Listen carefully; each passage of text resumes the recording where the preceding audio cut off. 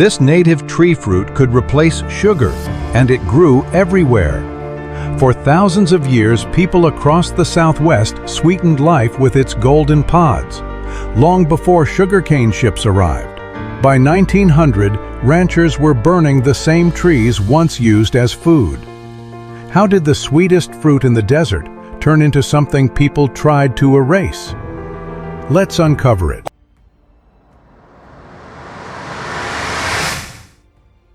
For thousands of years, the mesquite tree ruled the deserts of North America. Its long golden pods hung like jewels, sweet enough to make flour, syrup, and even wine. Tribes from Arizona to Argentina used it as food, medicine, and trade currency. Then it vanished, cut down, replaced, and forgotten almost overnight. The mystery begins in the Southwest. Archaeologists found mesquite seeds preserved for 4,000 years in clay jars near Tucson. They belonged to a people who survived where nothing else could grow. Therefore, this tree was more than food. It was a lifeline. When droughts burned the land and corn withered, mesquite still gave fruit. Every pod carried protein, sugar, and natural fiber. Spanish explorers wrote about it in 1535. Alvar Núñez Cabeza de Vaca described a tree whose pods taste of honey. The local people ground them into meal and baked it into cakes that lasted for months. They called it the Tree of Life. Each root stretched more than 100 feet deep, drinking water long after rivers turned to dust. Then the story took a strange turn. By the late 1800s, ranchers moved in, calling mesquite a weed tree. They cleared millions of acres to make room for cattle and cotton. But the tree did not die. Its roots kept growing underground, waiting. That patience would change everything later. Because when modern sugar began failing the human body, this forgotten tree still held a sweeter answer waiting in the desert. The sweet gift of the desert that never needed rain. Every summer, the desert floor shimmered gold with fallen mesquite pods. The air smelled faintly of caramel and smoke. For thousands of years, families gathered them by hand, crushing each one into soft flour that fed villages through the harshest droughts. The tree gave without asking for anything in return. Mesquite trees thrived where even cactus struggled. Their roots reached over 100 feet deep, tapping into ancient underground water. Because of this, they could survive heat, over 110 degrees Fahrenheit, when every crop failed. The Tohono O'odham and Pima tribes called it our sugar, grinding pods into sweet powder for cakes, drinks, and soups. Every pod carried 35% natural sugar and healthy protein. Travelers across the desert once followed mesquite groves the way sailors follow stars. Early Spanish journals described entire forests stretching across the Rio Grande.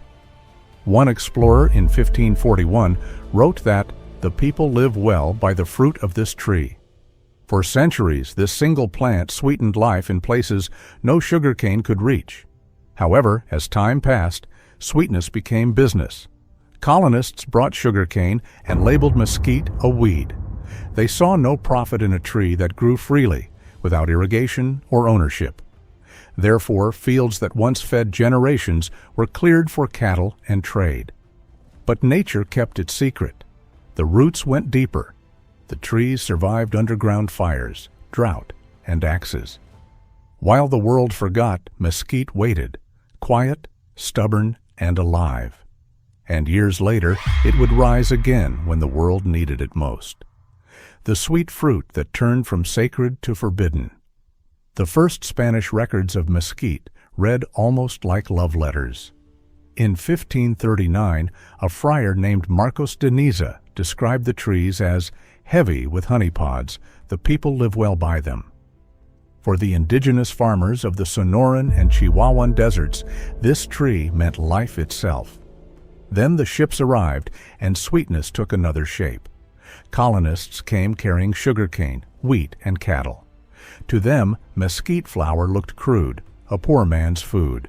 They built mills for sugar and let the old trees die in the heat.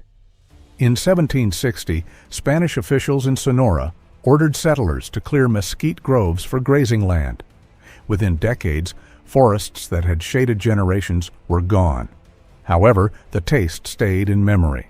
Some native families hid seeds in clay pots or buried them in dry stream beds. A traveler in 1846 wrote that, in secret, they still bake bread from the pods.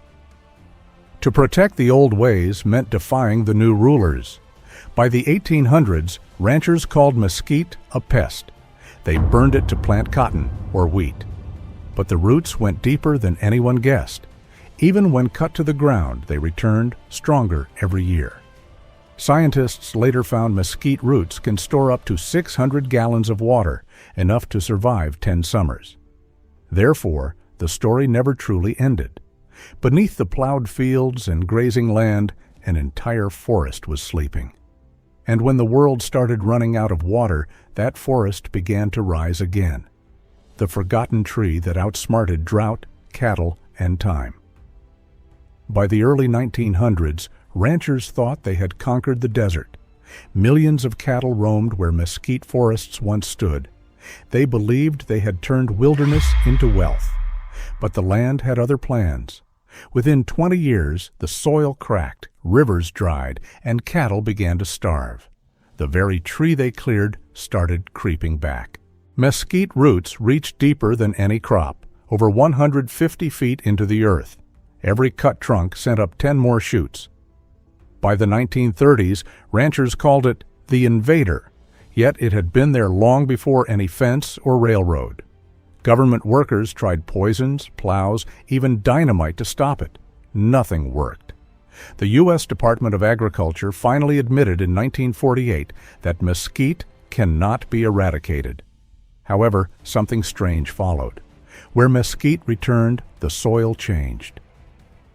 Scientists later discovered that its roots pulled nitrogen from the air, feeding life back into dead ground. Beneath its shade, grass began to grow again. A rancher in Texas once said, "It's the tree we cursed, then thanked." By the 1970s, ecologists started calling it a keystone species, the silent engineer of the desert. Its pods became food again for wildlife, its flowers fed bees, and its fallen wood turned into sweet smoke for cooking. Therefore, what the world called a weed had been quietly healing the land the whole time. So the question grew louder. If a tree could survive every drought in history and restore the ground beneath it, why did people ever turn away from it? The return of the tree that never surrendered. By the 1990s, the same land that once rejected mesquite began to ask for it back. Droughts across the American Southwest deepened, and rivers that once filled entire valleys turned to dust. Farmers searched for crops that could live on almost no water. That is when scientists looked again at the tree they had ignored for a century. In 1993, the U.S. Department of Agriculture launched desert crop studies in Arizona and Texas. The results shocked them. Mesquite pods carried up to 25% natural sugar, yet had a low glycemic index, safe for people managing diabetes.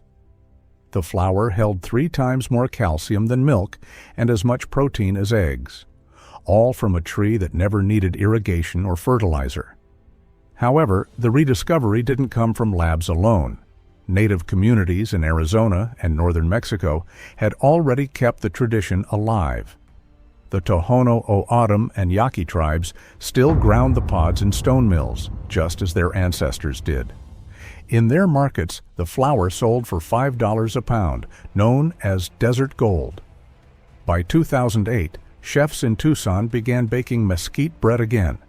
Nutritionists compared it to superfoods like quinoa and acai.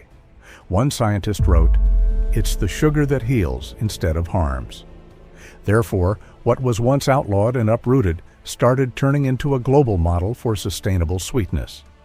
So the story circles back. The same tree that fed empires, defied colonization, and healed the soil may yet feed the world again.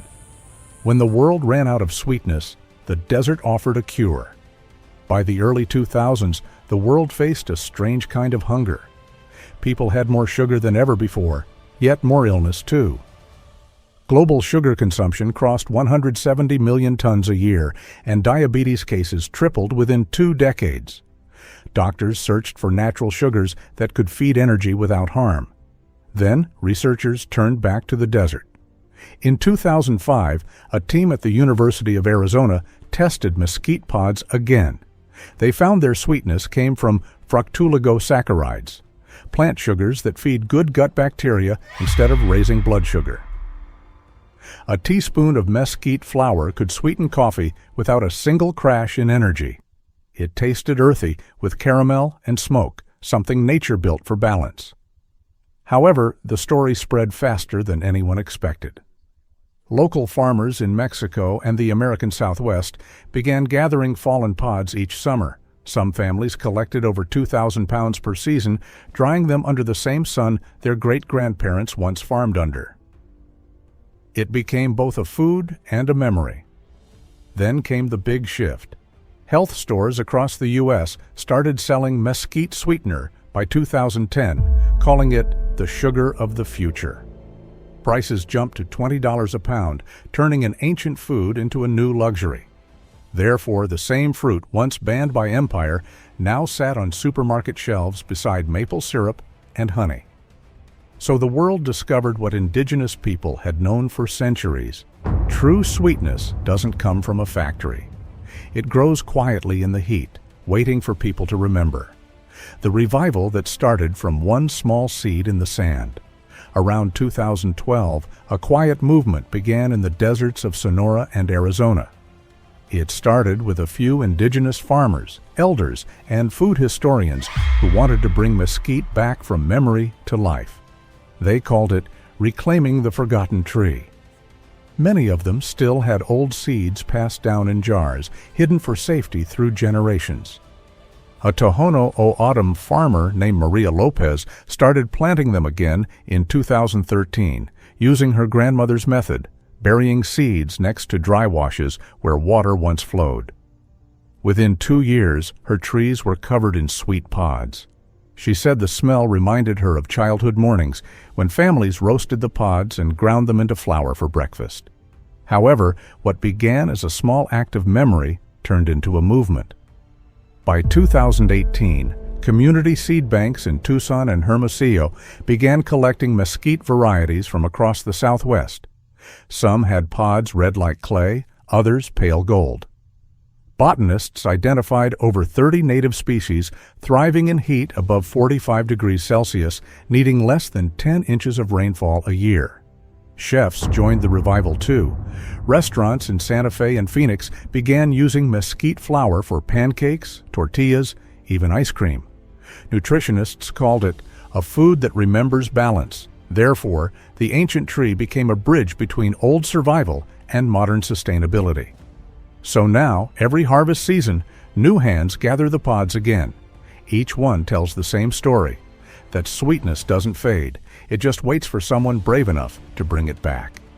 When the future started to look dry, the past gave an answer.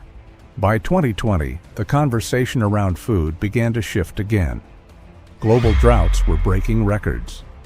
In some parts of California, farmland cracked like pottery. Wheat yields dropped by 40%, and rivers that once fed whole cities turned into dust. Scientists started asking one simple question: what survives when everything else fails? The answer pointed back to the mesquite tree. NASA researchers studying sustainable crops noticed how mesquite's deep roots reached up to 200 feet underground, tapping water no other plant could touch. It restored nitrogen to dead soil and grew strong even in 120 degrees Fahrenheit heat. One scientist said, "It's less a tree, more a lesson in endurance." Therefore, governments began taking notice. In 2021, Mexico's National Forestry Commission launched programs to replant mesquite across 300,000 hectares of degraded land. Farmers in Argentina, India, and Kenya joined in. The Food and Agriculture Organization called it a forgotten crop of survival. However, while big projects began, something more personal happened. Young indigenous farmers started telling their own stories about feeding families with roasted pods during dry years, about how their grandparents used mesquite tea to heal sore throats and fevers. Those memories gave the movement its soul. So the same tree that once stood as a symbol of resistance now stands as a blueprint for the future. Every pod, every branch, every root carries a reminder. The answers to tomorrow's hunger may already be growing in the soil beneath our feet.